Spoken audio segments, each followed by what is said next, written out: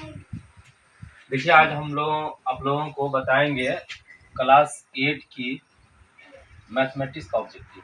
दरअसल अभी जो है इम्पोर्टेंट टाइम चल रहा है। सब जानता है कि अभी अक्टूबर का लास्ट सेशन चल रहा है और इसमें बच्चे का 90% तो नहीं 70% कोर्स कंप्लीट हो जाता है। मैं चाहता हूँ कि मेरा मैथमेटिक्स इस बार 3 बार ख़त्म हो चुका है 8 का, तो मैं इस बार ऑब्जेक्टिव जो है एक बगल से मैथ का बता रहा हूँ। जो लड़के अभी तक ऑब्जेक्टिव नहीं सीखे हैं, दरअसल होता है क्या है कि 8 में ऑब्जेक्टिव नहीं मिलता है कहीं बुक पे, तो मैं चाहता हूँ कि मेरे बच्चे जो है 8 क्लास की ऑब्जेक्टिव बुक बढ़िया से स्टडी कर सके। इसलिए मैं लेकर आया हूँ ऑब्जेक्टिव सबसे सटीक और क्या कहा जाए कि बुक से थोड़ा सा अलग हटके मैं ऑब्जेक्टिव बताना चाहता हूँ, वो भी 0 लेवल से। तो मैं सबसे पहला क्वेश्चन लिखा है कि सबसे छोटी प्राकृतिक संख्या क्या होता है? क्या होता है बच्चों? एक होता है। आप देख सकते हैं एक होता है सबसे छोटी संख्या। क्यों होता है एक? इसका परिभाषा होता है गिनती की सभी संख्या को प्राकृतिक संख्या कहते हैं। 1 2 3 4 5 इस तरह से सभी संख्या क्या हो जाएगा? प्राकृतिक संख्या होगा। उसकी सबसे छोटी क्या हो जाएगा? एक हो जाएगा। उसके बाद है सबसे छोटी पूर्ण संख्या क्या होता है? 0। Very good. क्या होगा?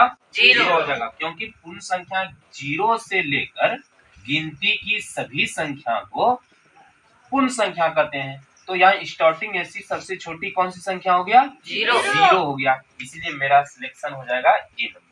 अब है एक अंकों की सबसे छोटी संख्या क्या होता है? एक होता है। एक अंकों की, अब बताते हैं अंक की डिजिट की बात करते हो तो 1 हुआ, 2 हुआ, 3 हुआ, 4 हुआ, 5 6 7 8 और 9। ये सबसे छोटी संख्या क्या हुआ? 1। और सबसे बड़ी संख्या क्या हुआ? 9। तो मैं देखता हूँ कि एक अंकों की सबसे छोटी संख्या क्या हो जाएगा? 1 हो जाएगा। और उसी के जस्ट नीचे है एक अंकों की सबसे बड़ी संख्या क्या होगा? 9। Very good. एक अंकों की सबसे बड़ी संख्या क्या हो जाएगा? 9। और एक अंकों की सबसे छोटी संख्या क्या हो जाएगा? 1। और सबसे छोटी सम संख्या क्या होगा? 2। हम जैसा कि जानते हैं कि सबसे छोटी संख्या सम संख्या का डिफिनेशन क्या होता है? ऐसी संख्या जो 2 से पूर्णतः विभाजित हो, जैसे कि 2 4 6 8 10 इस तरह से 2 2 से अंतराल में है। तो इनमें से सबसे छोटी संख्या क्या हो गया? 2 हो गया। इसीलिए आपका सही है 2। विषम संख्या क्या हो जाएगा? 1। सबसे छोटी विषम संख्या इसलिए होगा क्योंकि इसका डिफिनेशन होता है कि वैसी संख्या जो 2 से पूर्णतः विभाजित ना हो, जैसे कि 1 3 5 7 ये सब क्या हो गया? विषम संख्या हो गया। इससे सबसे छोटी संख्या क्या हो जाएगी? 1। इसलिए यहाँ पर 1 हो जाएगा। अब बताओ सबसे छोटी उभाज्य संख्या क्या होगा? 2। उभाज्य संख्या किसे कहते हैं? वैसी संख्या जो स्वयं और 1 के अतिरिक्त किसी अन्य संख्या से गुणनखंड या भाग नहीं लगे, तो उसको उभाज्य संख्या कहते हैं। किसी भी संख्या से, यहाँ पर हो गया स्टार्टिंग करते हैं 2 से 3 हो गया, उसके बाद 5 होता है, 7 होता है, ऐसी संख्या होती है। तो सबसे छोटी संख्या क्या हो जाएगी? 2 हो जाएगी।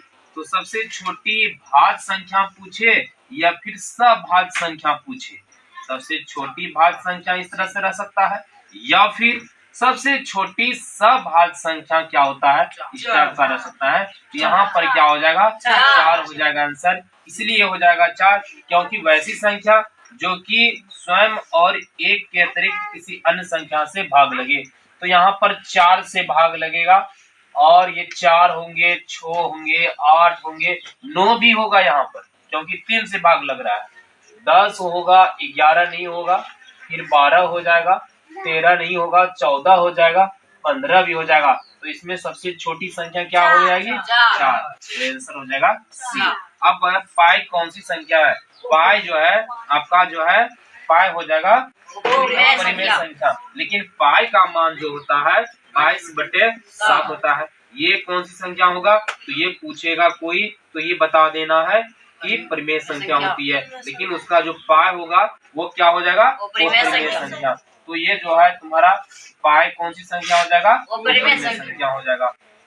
शून्य कौन सी संख्या है, शून्य कौन सी संख्या, मैं जानता हूँ डेफिनेशन में पहले मैंने बताया कि पूर्ण प्राकृत संख्या जो होता है ये 1 से स्टार्ट होता है, लेकिन पूर्ण संख्या क्या होता है, 0 से स्टार्ट होता है। पूर्णांक में भी आपका जो है 0 आ जाता है। उसके बाद परिमेय भी एक प्रकार इसको बोल सकते हैं 0/1। तो कहने का मतलब ये आपका तीनों है। तो यहाँ भी देखिए पूर्ण भी हो सकता है, पूर्णांक भी हो सकता है, परिमेय भी हो सकता है, लेकिन यहाँ पर चौथा ऑप्शन क्या हो गया, सभी। तो इसका मतलब ये नहीं हो करके सीधा हो जाएगा 3 नंबर सभी हो जाएगा। निम्न में कौन सा योग का क्रम विनिमय नियम लागू करता है। क्रम विनिमय नियम लागू, क्रम विनिमय जो है कई प्रकार के होते हैं। एक होता है योग होता है, एक होता है घटाव होता है, एक क्या होता है गुना होता है, और दूसरा तीसरा क्या होता है भाग होता है। अब इसमें देखना है कि योग होता है कि नहीं होता है।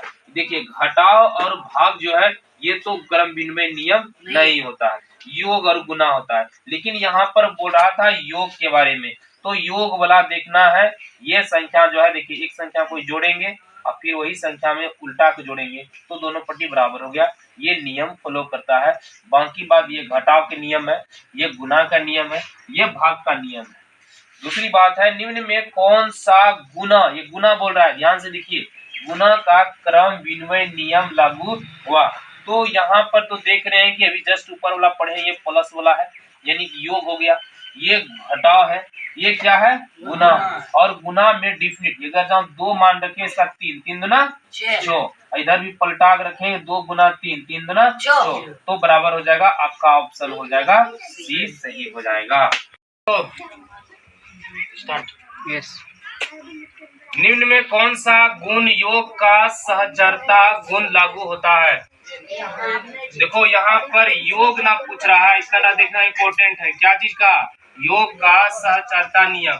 तो योग मतलब प्लस होता है, योग मतलब क्या होता है प्लस। यहाँ जोड़ वाला देखना है कि किसमें किसमें है, इसमें है प्लस, इसमें है गुना और इसमें घटाव और इनमें से कोई नहीं, तो योग वाला तुम्हारा सही हो जाएगा। निम्न में कौन सा गुण गुना का सहजता नियम लागू हुआ, यानी कि गुना का पूछ रहा है। तो गुना इसमें क्या है, इसमें प्लस वाला है, ये तुम्हारा गुना में है, ये भाग में है, इनमें से कोई नहीं, अर्थात तुम्हारा गुना का सहजता नियम जो है a गुना b इंटू सी बराबर a Guna b Guna c हो जाएगा। किसी पूर्ण संख्या पूर्णांक तथा परिमेय संख्या में जब शून्य जोड़ा जाता है तो योगफल वही प्राप्त होता है। तो कौन सा नियम लागू होगा। तो यहाँ पर देखो पूर्ण संख्या पूर्णांक संख्या और परिमेय संख्या न है, तो इन दोनों का अगर जहाँ योग पूछे, जोड़ पूछे, गुना के रूप में पूछे, तो योग वाला फ्लो जो होता है ये योज तत्समक हो जाता है। क्या हो जाता है, योज तत्समक। उसके बाद है किसी पूर्ण संख्या पूर्णांक तथा परिमेय संख्या में जब 1 से गुना किया जाता है, कोई भी संख्या रहेगा उसका 1 से गुना करेगा तो वही संख्या प्राप्त होगा। वह नियम कौन सा लागू होता है, वो होता है गुणात्मक तत्समक। क्या होता है, गुणात्मक तत्समक। इधर देखो 1/2 का योज प्रतिलोम क्या होगा, इसका मतलब होता है कि कौन सी संख्या से योज मतलब गुना करेंगे कि उसका वैल्यू 1 आएगा। तो कौन सा उसका, यानी कि नहीं जोड़ेंगे योज करेंगे तो उसका मान 0 हो जाएगा।